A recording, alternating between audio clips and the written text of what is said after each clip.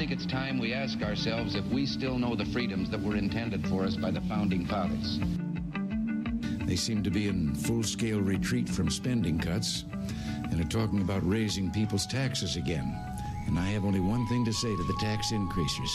Go ahead, make my day. If we lose freedom here, there's no place to escape to. This is the last stand on earth. Those who would trade our freedom for security have embarked on this downward course.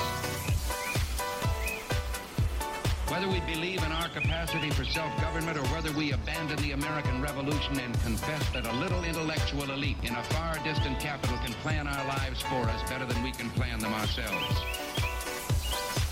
Conduit News Radio with Paul Harrell is on now. And here we are. This is hour number 2. Thanks so much for being with us. Telephone number 870-275-9799. The intersection of conservative ideas and reality, where we are building a liberty machine here. So glad that you're with us. I want to welcome back to the program. We have the president of the Family Council, Mr. Jerry Cox, is back with us. Jerry, Merry Christmas to you, sir. Well, Merry Christmas to you and everybody listening, and hey, I'll just wish you a Happy New Year also while I'm at it. That sounds good to me. So, Jerry, I understand Family Council, you guys were just doing a fundraiser, and I know it was successful, so tell us a little bit about that. Well, this is the first time we've ever done much with Giving Tuesday, and, a lot of charities are out there doing that. And so we kind of put our toe in the water a little bit, and we had a pretty successful go at it. It doesn't fund us for that long, but it did help a bunch. And so what remains to be seen is whether or not people gave on Giving Tuesday in lieu of giving toward the end of the year. And so we're still making appeals to all of our friends across the state and asking them to join with us in helping us financially, because one of the things that is really exciting that I think is within our reach is that we would be able to make Arkansas the most pro-life state in the nation. We are so close to that. We are number 2 right now. And I think with the passage of just a few more laws, I think you'll see Arkansas become the most pro-life place in America. And we're always known for all the bad stuff in Arkansas, it seems like. I'd like for us to be known for something good. Yeah. And reducing the number of abortions is always a good thing. No, you're exactly right. And, that's amazing that we're even number 2 right now, because I think a lot of people remember the 90s, and there was a real lack of information, and I think a lot of people were more, prone to kind of say, well, that's none of our business, or, they were kind of buying the pro-choice argument, if you will. And that is not at all what the case is today. Hey, hats off to the millennials and younger people who really see this for what it is. And, it was my generation, the baby boom generation, that tried to deny the science and say, oh, well, it's just a blob in the belly and all that. But you talk to younger people, and it's undeniable that they know that that is a life. And I think we're seeing that reflected. And so the mainstream media won't report it for what it is, but we are winning the pro-life fight. We may be losing in some other areas, but we're winning on the pro-life side. Abortion numbers in Arkansas are at historic lows. I mean, they are lower than they were in the mid-'70s even. And I think we're going to see them go even lower. And what that tells me is that women are choosing better routes. They're choosing to keep their babies, they're choosing adoption, and they're exercising these other good options that are out there. And so I think we're going to see those numbers go even lower. Arkansas has fewer abortion facilities now than we've ever had. Mm-hmm. And so I think that all bodes well for creating this culture of life. But I've approached the governor, and I've said to the governor, I said, wouldn't it be great to make Arkansas the most pro-life state in the nation and do that on your watch? And I'm waiting to hear back and just see, if they are willing to embrace this. I believe they will. I hope they will. And even if they don't, we're going to make a strong run at it during the legislative session. Beginning in January, that's our opportunity. And so that's a good reason for people to help us financially as we go forward. You know, I was in church on Sunday, and we were going over in the book of Luke, and you know, I didn't set out looking for this, but one of the things I learned once again with you know, Mary going to her sister Elizabeth, and the baby Elizabeth was carrying, you know, leapt for joy, is how the scriptures you know say it. And I was just like, wow, another reason, you know, where the Bible, you know, is talking about how this is a life. You know, absolutely. The scriptures are extremely clear. It's not even in doubt. I mean, you know, the Bible says that God knew us before we were formed in our mother's womb, that He numbered our days, and all of those. He saw our days and all that. And so it's very, very clear. But what we want to do is bring our public policies into alignment with truth, with what's true.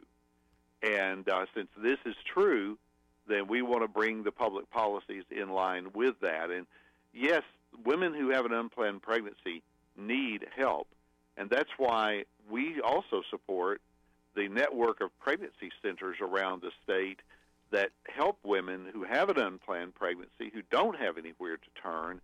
And I want to do everything I can to see funding for those organizations increased, so that their outreach into the community can be greater than it's ever been. And so without getting into another issue, we're working on some ways to help secure funding for organizations that help women who do have a crisis pregnancy. So we want to work on the policy side, and we want to work on the help people side of it as well. But again, we do all this through the graciousness of our friends around the state who help us financially.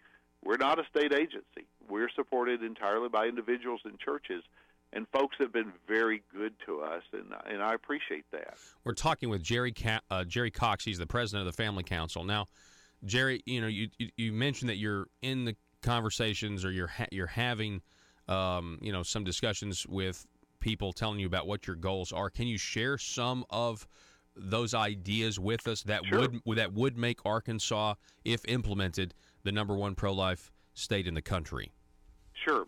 Well, for one thing, we need to enforce the existing laws that we have on the books regarding abortions, because a lot of these abortion facilities out here kind of thumb their nose and just say, doesn't matter, nobody's going to do anything to us. So what we want to do is empower the health department and others to go out here and shut some of these entities down if they have egregious violations. I mean, many people in the pro-life community are aware of the Gosnell incidents up in Pennsylvania, where it was just a chamber of horrors in that abortion clinic. And not just the fact they were taking the lives of unborn children, but the way they were treating the women that were there. And we want to be sure that nothing like that happens in Arkansas. So I think enforcing the laws. The other thing is Planned Parenthood and these other outfits that do abortions are still finding a way to be on the dole of the tax dollars. And they're always looking for loopholes and subsidies and ways to milk money out of the taxpayers. And so we want to do everything we can to be certain that all those doors have been nailed shut. The legislature has been very good to do this, and they've nailed a bunch of them shut, but we want to be sure that they're all closed. The governor issued a letter a couple of years ago saying that the state of Arkansas would not grant subsidies to Planned Parenthood or any organization that does abortions for Medicaid reimbursements. Well, Planned Parenthood had a conniption about it. Well, there are over 150 other places that women can get the very same services that they can get at the 2 Planned Parenthood clinics in Arkansas. But you would listen to Planned Parenthood, you would think that the world was going to end if we cut off their tax subsidies. And the truth is, their world is turned upside down because they depend on tax dollars to do all these abortions and other things that they're doing out there to subsidize their operations. So we want to be sure that those guys don't get a dime of tax dollars because they don't deserve it. Wow. So there are other things that we want to do that would just strengthen women's safety, for example, to be sure that abortion facilities have a contract with a doctor who has admitting privileges at a local hospital in case complications arise, because some of these abortion facilities, if a woman has complication after the abortion, all they do is say, it's not our responsibility. Go to the emergency room, and they'll take care of you. And I'm like, what kind of doctoring is that your physician just drops you like a hot potato as soon as something happens that he doesn't like? Yeah. And it's that kind of stuff that we want to try to rein in. So I could go on for a long time, but we have a plan. Good, yeah, and I know you guys do, and I know you've certainly executed. You guys have been instrumental in getting us to this point, so far, and with this is among Republicans typically, and I don't mean to make light of it. Being pro-life is my number one issue, but it is a low-hanging fruit item on the platform because it's something that has generated, mass agreement, especially in, like you said, just look at how average Arkansans feel about this. People are now on board with the idea of what life is and what life isn't. And so I look forward to it, Jerry. I really think it could be a huge success in terms of trying to save as many children as we possibly can. And I think that is such a noble cause, sir. Well, we are so glad to do it. One of the laws that Representative Robin Lundstrom helped us with about 2 years ago has already begun to save lives, and we can pretty much quantify that law alone reduced the abortion numbers by about 700 in just 1 year. So, we don't know who these people are, but I'm telling you, if you're one of them and you get to live and have a life, it's a big deal, and that's what this is about. You're exactly right. That is exactly right. And, that's what I've said for a long time about just how to approach this issue because, there's some that kind of want it all or nothing. And I'm saying, hey, listen, if the Pain Capable Child Act, I know you could still have an abortion before 20 weeks, but hey, you can after 20 weeks if you pass a piece of legislation like that. How great is it?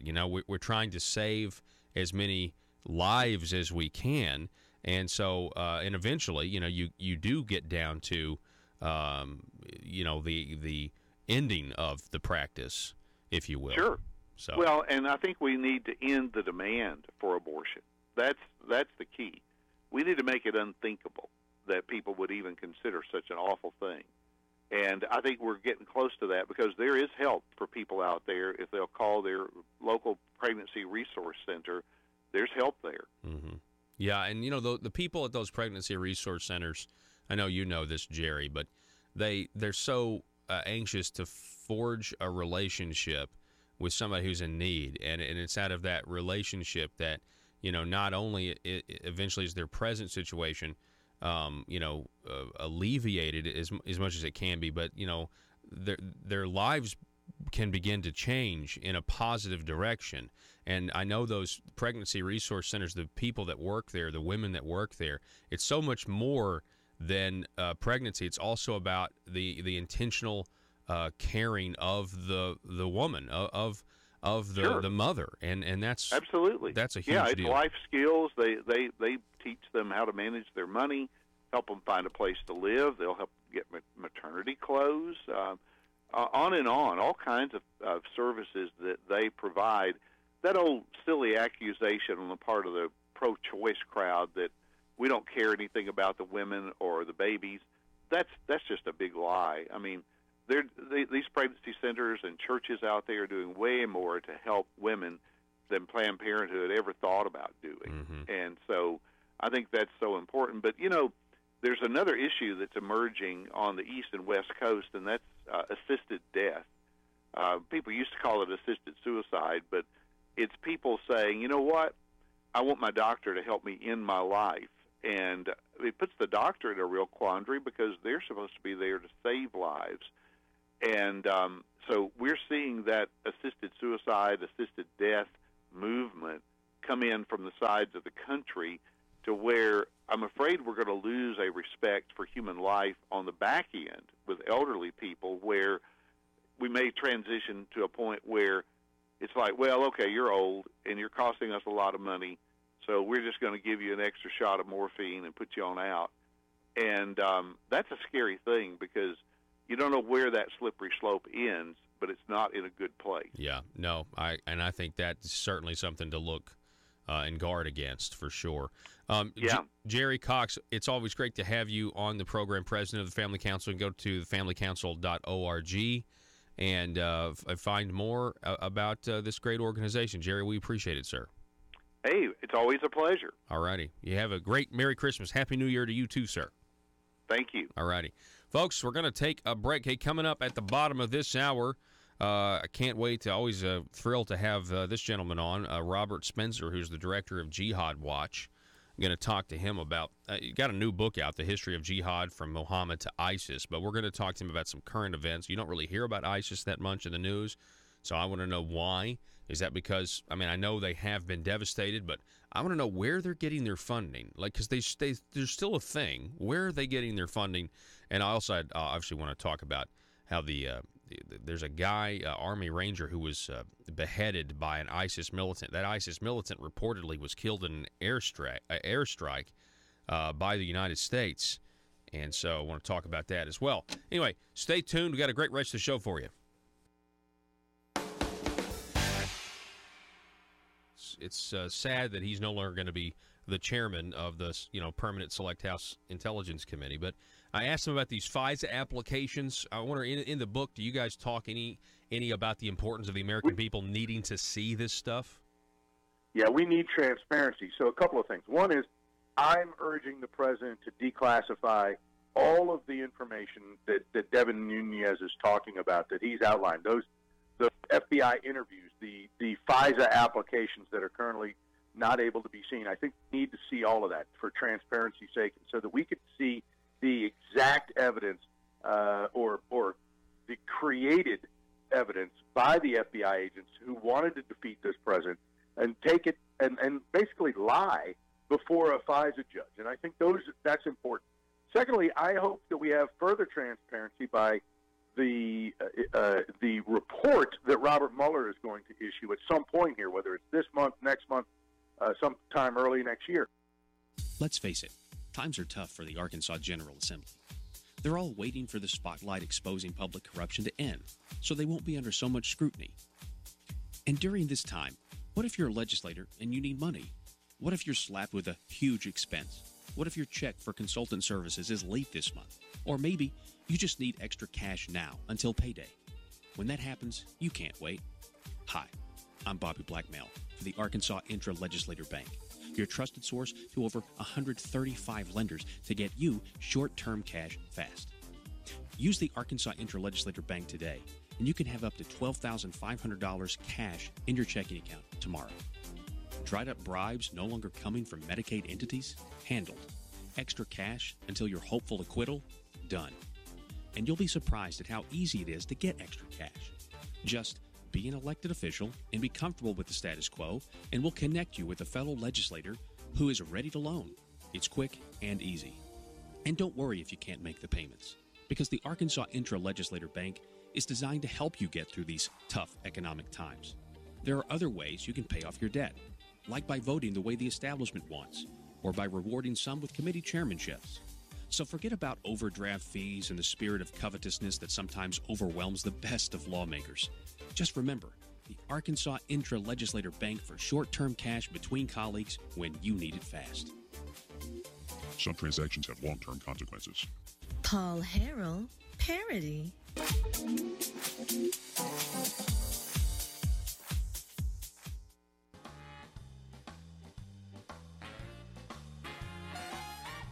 Determined to drain the swamp in Little Rock, it's Conduit News Radio with Paul Harrell.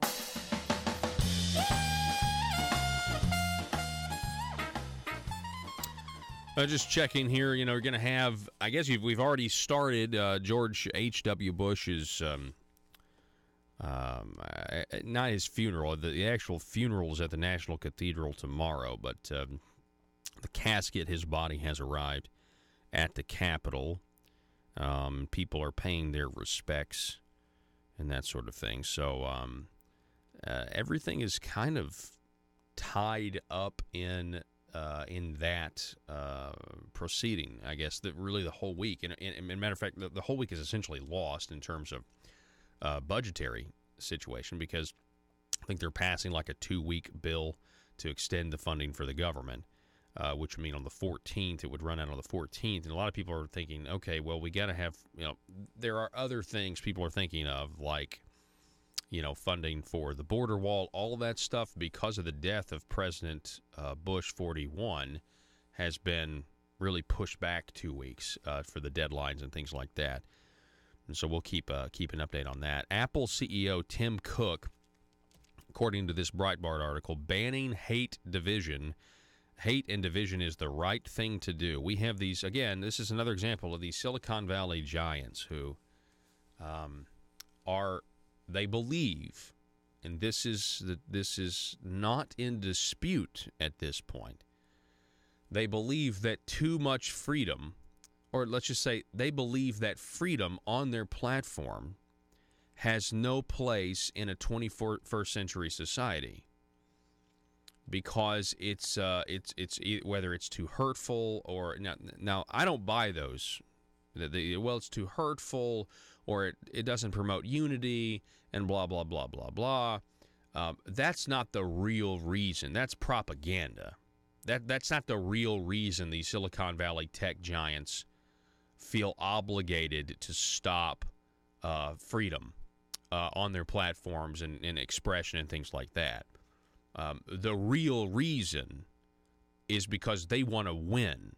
They want their worldview to win out, and they don't want their platforms being used by the people who live in flyover country and getting their point of view and convincing other people how to vote, or what whether it's how to vote or what the news really is, or what their opinion on things are, or and there's a ton that goes in that, right? There's letting people say crazy things, letting people say stupid things, letting people say correct things, letting people debate whether or not it's crazy or stupid. But it has nothing to do with, and we just have to do this to promote unity. No, that's propaganda. That is a lie. These Silicon Valley tech giants are doing what they're doing for control, and they want to win, and they know if they allow freedom to exist, freedom of expression to exist on their platforms, their message of bigger government and less voluntary cooperation in society as a whole will be rejected by using the power of the vote, which is really the only power we have left in this country. Apple CEO Tim Cook advocated for censorship of those who push hate and division across his company. Of course, he's the one that gets to define what hate is. And that's crazy, right? They're now saying that Rudolph the Red-Nosed Reindeer supports the exploitation of workers, bigotry, and homophobia, right? Well, so, I mean, if you've got people who... Tim Cook, the left is insane. The left is crazy when it comes to this type of political correctness that's just based out of some sort of toddler. It's like a toddler-like temper tantrum where they can't cope with the world that they're in, and they just don't know what to do about all of these things. And I feel so sorry for them, because what their real problem is they think they know, and in a lot of ways they do know what justice or injustice is, rather. They know what injustice is. And I've said this, but they don't know how to reconcile being in a world full of injustice. And that has to do, and one of the reasons they haven't even heard what some of people's, we don't even look at philosophy inside a perfect circle anymore, right? What's true to you may not be true to this person, and blah, blah, blah, blah, blah. And that's sad. And as you push the Judeo-Christian worldview out of public life, no wonder people can't reconcile injustice. We got to take a break.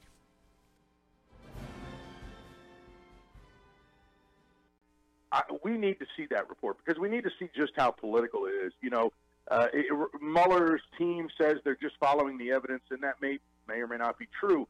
What we will see is, did Hillary Clinton's people get dealt with the same way? Meaning, were there two sets of rules, which I believe there were. One set of rules for Donald Trump and his team. You look at what happened to Mike Flynn with Peter Strzok, the FBI agent, leading the investigation into Trump.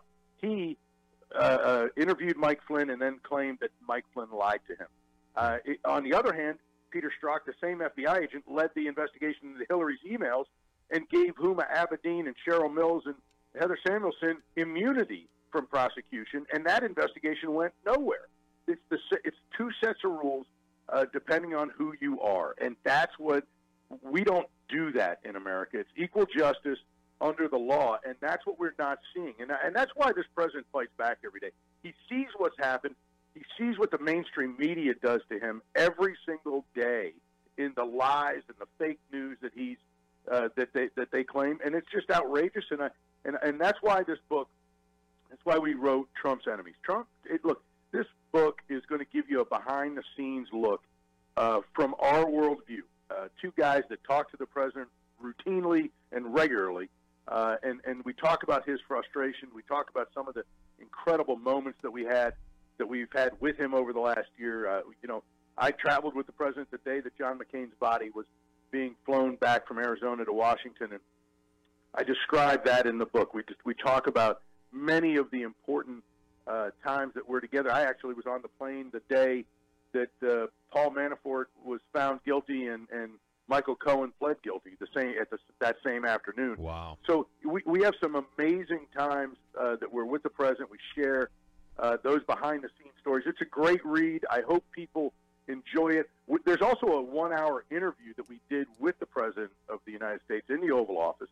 The two of us had never conducted an interview before of anybody, and the President sat with us. It was his first interview in 2 years for a book, and we have it in ours, and it's in there in its entirety, and we cover a wide range of topics, and I think people will find it fascinating, and That's I hope people are able to pick it up. We're talking with David Bossie, the former Trump deputy campaign manager. David, I just got one more question for you. Given that you're the chairman of the group Citizens United, here in my own state, we have some politicians that like to complain about dark money. More importantly, they like to complain about, they want to know the donors the donors of this organization that they don't like. And we talked earlier about, how this is America.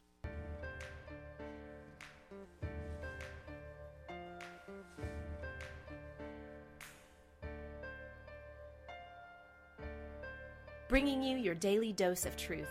It's Conduit News Radio with Paul Harrell. All right, here we go. The phone number, 870-275-9799 in the second hour of the program. Want to welcome back to the program. It's always great to have Mr. Robert Spencer on the program, the director of Jihad Watch.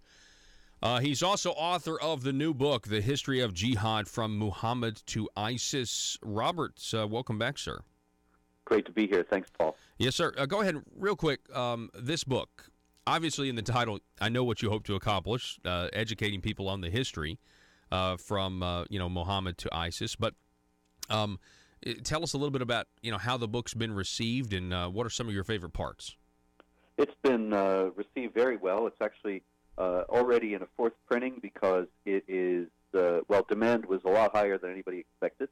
And I think that, I'm grateful for that, of course, but primarily because I think that this is not just a history. This is a book that shows how our foreign and domestic policies are in many ways on the wrong track, and that the lessons of history have not been heeded. I think that what it shows is that wherever Muslims have gone for 1,400 years, there have been some of them who have waged war against non-Muslims and tried to impose Islamic law upon them.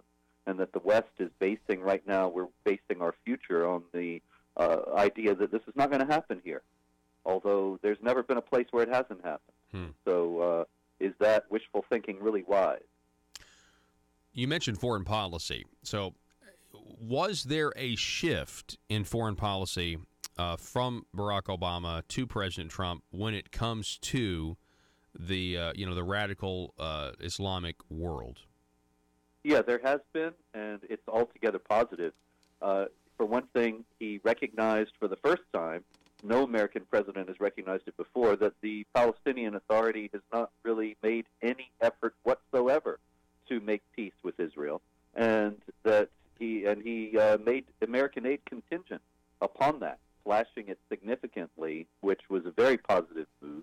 And he also slashed aid to Pakistan, which has been taking billions from the United States every year since 9/11, pledging to use it to fight against al-Qaeda and the Taliban. And then the Pakistani government has turned around and given much of that money to al-Qaeda and the Taliban. And there's been no accountability on the American side until now. What was your take on the Khashoggi situation? I thought, I was like, okay, you have a guy who's, been killed in the Middle East, and that was huge news over here, although it's not the first time that's happened. No, it's certainly not. The whole Khashoggi controversy is a massive exercise of media hypocrisy. Saudi Arabia has been a repressive regime since it was founded, and many presidents have been friendly with Saudi Arabia, going back to Franklin Roosevelt. And so it's the idea that Trump is somehow in the pocket of Saudi Arabia in a way that none of the other presidents were is in the first place preposterous. It's also preposterous that Saudi Arabia has done some new terrible thing in killing Khashoggi. They do this kind of thing all the time. They're a repressive regime. We are not allied with them because they're a human rights paragon. We're allied with them because it's mutually beneficial for both sides. And I have actually argued against this alliance for many years, and I think it ultimately should be ended. But at the same time, I also recognize right now that Barack Obama empowered the Islamic Republic of Iran to a very dangerous degree, and that the Saudis are necessary to keep Iran in check. And so to weaken Saudi Arabia right now would be to strengthen Iran, which would be against American interests. And this is why the media is so avid to have this happen, because what they want to do is burnish Barack Obama's legacy, which includes the disastrous Iran nuclear deal. So they actually want to weaken Saudi Arabia at the expense of Iran. Did you also notice the shift with Saudi Arabia? And I agree with what you say. Definitely, they're no bastion of human rights. But when you had the new guy come in, bin Salman, I mean, he held these guys of the royal family up in the Ritz-Carlton in what was a shakedown, which to me clearly showed some sort of shift in power, or a major shift in power. And then if you research some of what this Khashoggi guy says, there are some reports that say, he was really all in for the Muslim Brotherhood, or at the very least that there was some sort of coup attempt that was kind of centered around Khashoggi. And if that's the case, if that is true, would anybody be surprised at the results of what bin Salman would have done if he was involved directly? No, you're quite right. You're quite right. Khashoggi argued in favor of the Muslim Brotherhood as recently as last August in his Washington Post column. This is not some crusading Democrat journalist. He was an Islamist. He was in favor of the Muslim Brotherhood. He had been a friend of Osama bin Laden going way back. And so this was not a savory character. And so it may have been indeed that the Saudis were simply trying to head off an insurrection or a coup attempt by killing him. So this is not to justify the killing, but to act as if it's some uniquely singular violation of human rights is either naive or simply propagandistic manipulation. Yeah, and I also read somewhere where, the Washington Post, if they hadn't have printed his articles in Arabic, maybe this wouldn't have even happened anyway. I mean, and that's hindsight. But we're talking with Robert Spencer, again, the director of Jihad Watch, and he's got this book, The History of Jihad, From Muhammad to ISIS. Just so you know, Robert Spencer has led seminars on Islam and jihad for the Federal Bureau of Investigation, the United States Central Command, the United States Army Command, and General Staff College, the U.S. Army's Asymmetric Warfare Group, the Joint Terrorism Task Force, the Justice Department's Anti-Terrorism Advocacy Council, and the U.S. intelligence community. Robert, what's the status of ISIS right now, present day? they are probably more of a danger to the West right now than they were in their heyday. A few years ago, of course, before Trump became president, they controlled a territory larger than Great Britain. When Trump became president, he rolled that up. Now they control just about 1% of what they once had. And yet the problem is that while that's a very positive development, there were 30,000 foreign jihadis from 100 different countries who traveled to Iraq and Syria to join ISIS. Most of them are still alive. Many of them have returned to their home countries, and a lot of them have come to the United States as well as to Europe. ISIS has changed its focus to calling for lone wolf attacks against civilians in the West. They just yesterday issued a threat to unleash a massive jihad massacre in New York City on New Year's Eve. And so this is the kind of thing we're unfortunately going to be seeing for some time to come, that they're focused on jihad terror attacks in the West, and we're going to be seeing some. I've got a story here from PBS, of all places, but how ISIS continues to fund its insurgency. Do you know, where they're getting their money from? Yeah, there were two primary sources when they were occupying all that territory, and that was that they occupied a great many of the oil wells in Iraq and were selling the oil on the black market primarily to Turkey, but also to other countries. And also, they had multimillionaire donors, rich oil millionaires who were pious Muslims who believed that what they were standing for was proper and true and correct. And they still have a lot of those donors, and this is why they've been able to keep going. So if these ISIS folks in the beginning, if they were selling this oil to Turkey, and Turkey's a NATO ally, and kind of back to the Khashoggi thing, Robert, I mean, it's Turkey that supposedly is producing some of the intelligence about what happened to Khashoggi. It's just not as black and white as the media would have us to believe.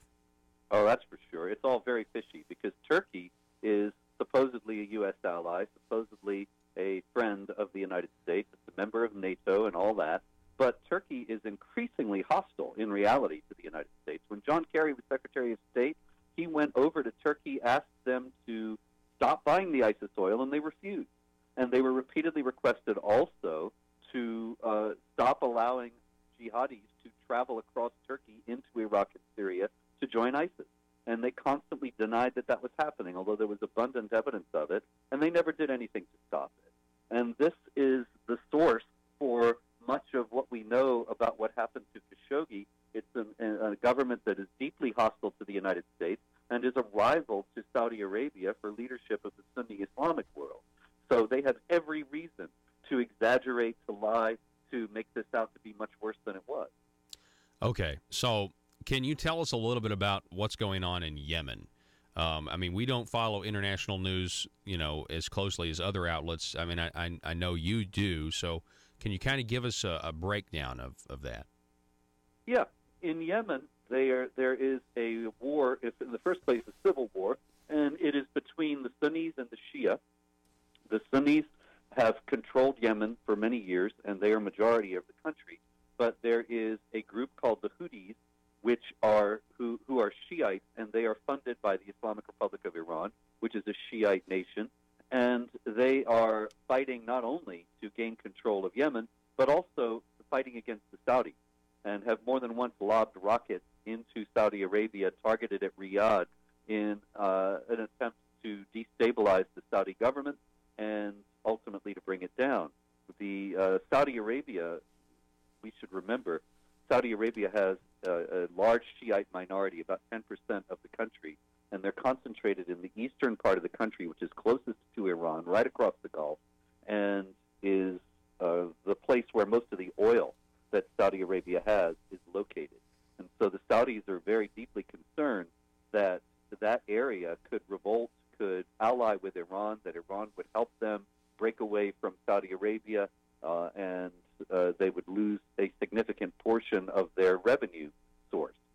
So this is all being fought out not right now in eastern Saudi Arabia, but in Yemen, and it's kind of a proxy war, just like the Spanish Civil War was in the 30s before World War II.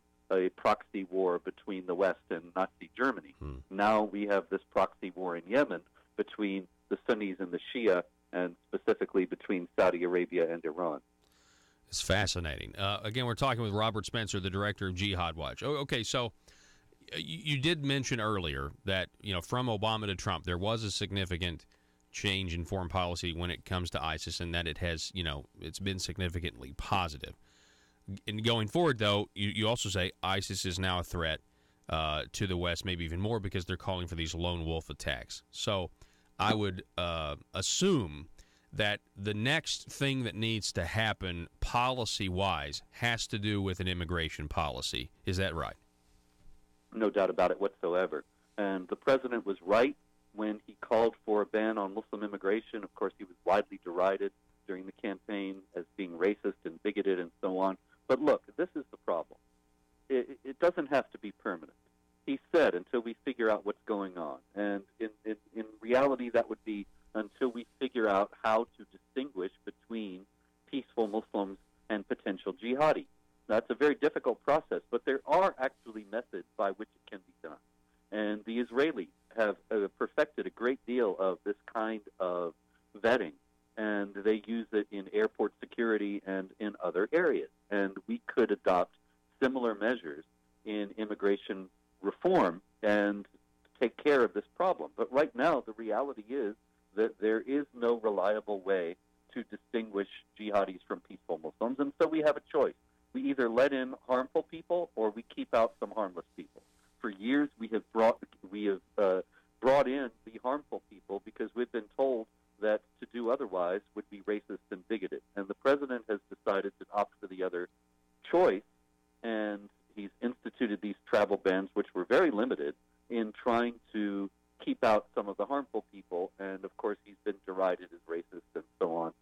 But it's just a matter of national security. He has pledged to put America first. He's pledged to preserve our national security, and he's acted in that regard. Where do we draw the line in terms of, trying to analyze the Islamic world? We're ingrained as Westerners to understand, okay, there's a secular government, and then there's your personal choice, freedom of religion, and that sort of thing. But how much, in your opinion, of Islam is political? Meaning it's not really a religion the way we think of it. Of a religion as a religion, it's like the whole kit and caboodle. It's like, yeah, here's your society, here's your secular life, but it's all wrapped up in a theocratic system. Yeah, you're quite right. It's a political system as well as a religion, and it should be understood as such and dealt with as such. And this is our big failing in not recognizing this. The freedom of religion question is really very simple. Your freedom of religion ends where breaking the law begins. The freedom of religion is not a license, was not intended to be a license, and has never been a license to break other laws. And so if you think that you can come into the United States and commit terror attacks or do other things that are at variance with American law, you ought to be stopped. Now, this is actually something that has not been settled. Right now, it was actually just dismissed, but there was a trial of a couple of doctors in Detroit who were performing female genital mutilation, which is technically illegal in the United States. But they actually claimed that this was part of their religion, which it is. It is taught that it's acceptable in Islam, and they thus had the right to do it in the United States. And a judge actually dismissed the case on the grounds that to outlaw female genital mutilation was unconstitutional, which is a preposterous claim, but probably also based on a misunderstanding of the freedom of religion. In the 1890s, the United States government made it very clear to Utah that Utah would not be admitted as a state into the United States until the Latter-day Saints outlawed polygamy. And nobody spoke about freedom of religion. They understood that there were national security interests involved. And so that, I think, is a precedent that can and should be followed in this case. Muslims are perfectly free to practice their religion in the United States, but not to plot to overthrow the government and impose Sharia, not to kill people for leaving Islam, not to do any of the other things that are against American law that are part of Islamic law. To even have to say that, it just kind of tells us, the times that we live in are certainly interesting, and the fact that that judge is so,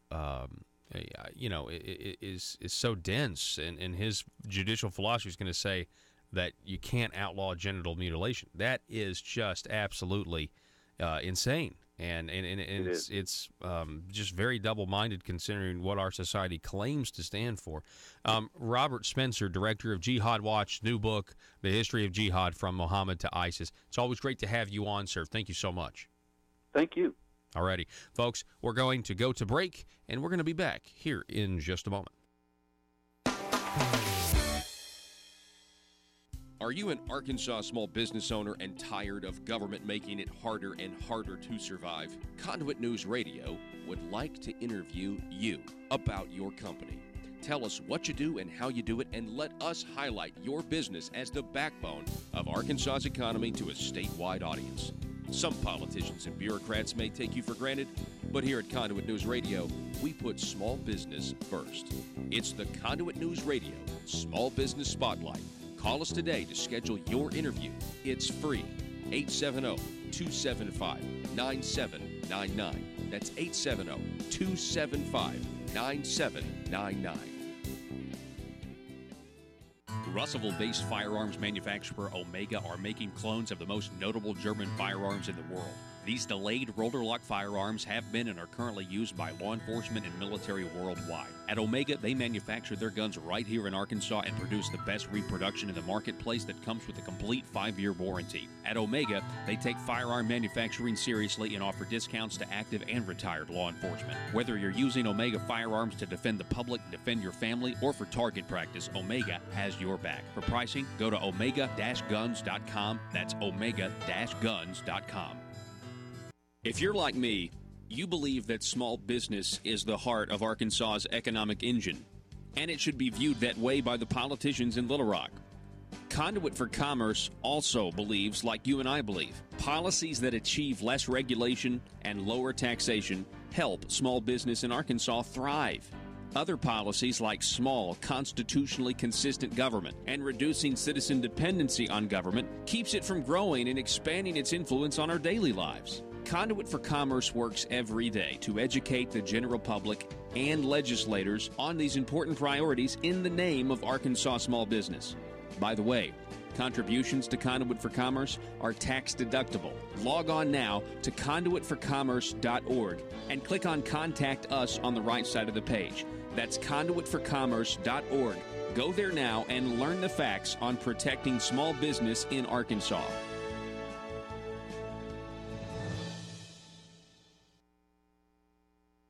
And I just think people have the freedom to associate with who they want to associate with, and they don't have to disclose that information to the government, because I think if they do it, they would open themselves up for reprisals.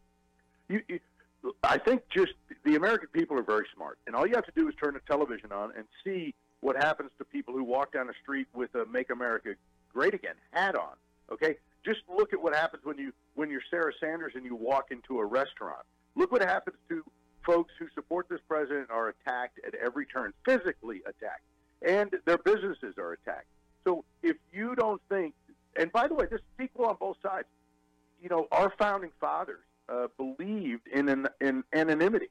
Okay, they believed that it was more important to have free speech than it was for the government to know who you were, because then it was the British government. And so we need to take a deep breath and now look. On political operations,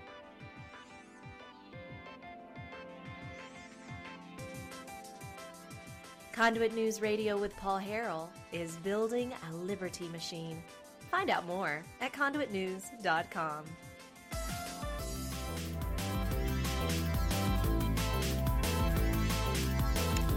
All right, we want to, Christmas time's coming. I like that Johnny Cash song. Christmas time's a-coming, Christmas time's a-coming. We'll listen to it on Johnny Cash Friday. Yeah, terrestrial only, yeah. It's Christmas time, and I want to invite you guys to go to conduitnews.com, click on store, get your Marble Palace mug or your Conduit News t-shirt. But in the meantime, In the meantime, I'm going to be giving away today a vintage Liberty Machine T-shirt, and I'm going to be doing that to the next caller.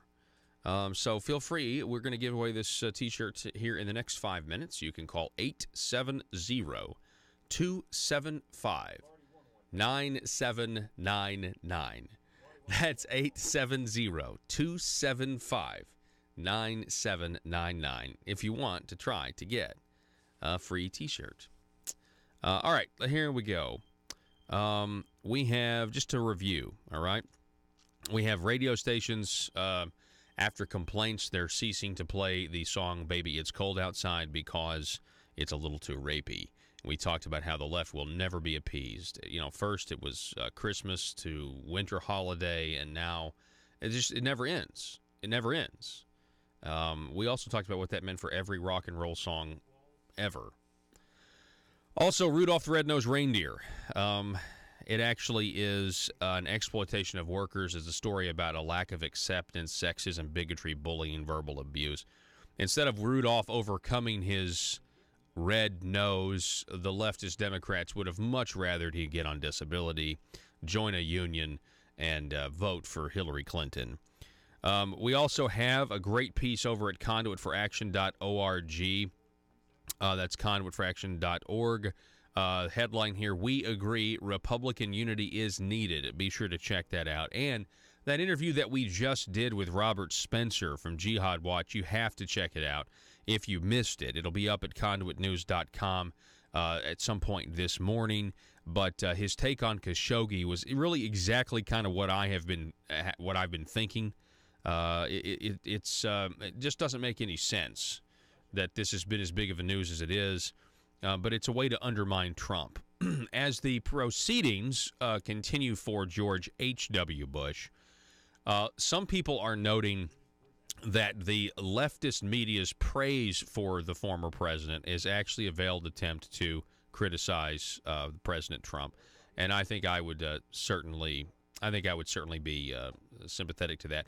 In Arkansas news, we have arguments going forward. There's a lawsuit against Arkansas's work requirement when it comes to Medicaid.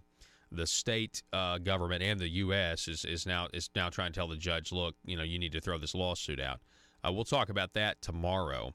But tomorrow on the program, we'll have Mr. Dan Borum with the Patriots of Act 746. We're also going to have, from the University of Arkansas Environmental Sciences, Professor Jason Norsworthy will be on. This guy's done extensive research, his scientific research on the chemical dicamba. Now, on that, I want to say something. We have interviewed a lot of people on this program who have a problem with dicamba, and we are in the stages now of trying to reach out to people who have the different perspective and a different point of view. Those of you who want to use the product, those of you who disagree with the ban, I would like to talk to you and have you on the program and let you speak your mind about it. Is there some information that we don't have or we haven't covered? I'm sure there is in terms of perspective. So I would love to have all sides of this issue on the program to talk about, so that we can for you guys out there, make up your own mind. And I think that's powerful. Also, on the program tomorrow, we'll also be talking with Rabbi Ari Spiro. Alexandria Ocasio-Cortez. She recently said that the caravan is the equivalent of a migrant Holocaust, equating this to the Holocaust of Nazi Germany. I figure Rabbi Ari Spiro might have some response to Alexandria Ocasio-Cortez. That's all the time we have for today. Arkansas, I hope you have a great day. And I hope that you're safe. Don't forget, runoff elections are today with mayoral races in Little Rock, Pocahontas, Russellville, and I think Jacksonville as well. So be sure to go vote if you are in those areas. Stay informed, have a voice in your government, all the way, from D.C. all the way down to dog catcher is good thing to do. Thanks for listening.